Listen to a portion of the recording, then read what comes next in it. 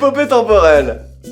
Ah, alors l'épopée temporelle, c'est une saga qui est déjà très connue, qui a été réalisée par Cyprien, écrite par Cyprien, François Descraques, Yacine Bellouz et Navo. Un sacré gros casting. Il y a un énorme casting également dans les voix. Il y a Cyprien bien évidemment, mais on peut aussi citer Brigitte Lecordier, qui est la voix de Sangohan, ou Dorothée Pousseau, qui est la voix de tellement de personnages. Mais il fait quoi, ton papy? Il est maréchal.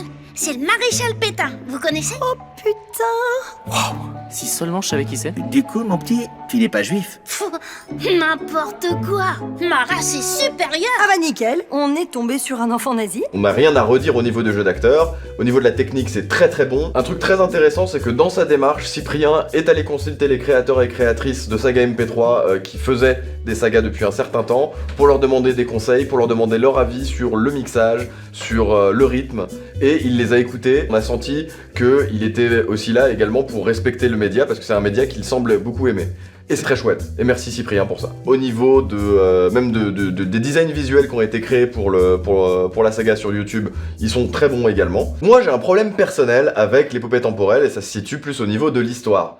Au niveau de la manière dont l'histoire est amenée. L'histoire d'ailleurs, qu'est-ce que c'est l'histoire? Mais c'est quoi les histoires? L'histoire de l'épopée temporelle, c'est Thomas qui vient de se faire plaquer par sa copine Iris, et il se retrouve en compagnie d'Iris à voyager dans le temps. Je pense qu'on peut pas faire plus concis comme pitch. C'est un concept qui permet énormément de gags, ça permet de jouer avec des événements historiques, ça permet de jouer avec des personnages importants historiques, ou pas importants, ou inventer des personnages historiques, ou inventer des raisons à des actes historiques qui sont arrivés. Adieu, tableau de merde. Parce qu'il vient de jeter le tableau dans la cheminée. Non, pas la Joconde! Hors de question que je sois connu pour ça. Je redisparais. Eh ben bravo Iris, tu viens de modifier le temps. Tais-toi.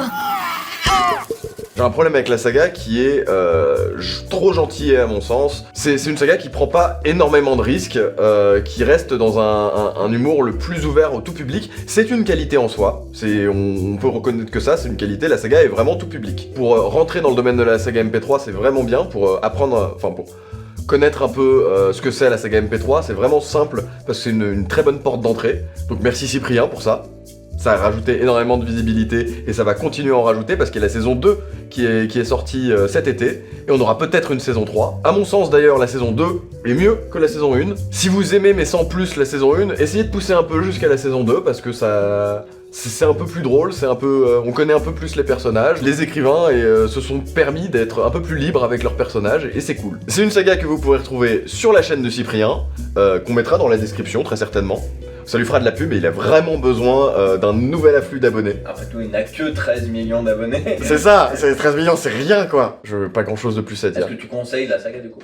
Je conseille. Si vous avez écouté un certain nombre de sagas MP3, vous n'allez pas forcément trouver beaucoup de nouveautés dans celle-là.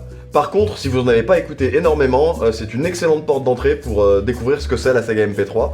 C'est une très bonne qualité, comme on l'a déjà dit, c'est propre et ça permet de savoir si on a la capacité de s'attacher à ce genre de média. C'est un média quand même qui est très particulier.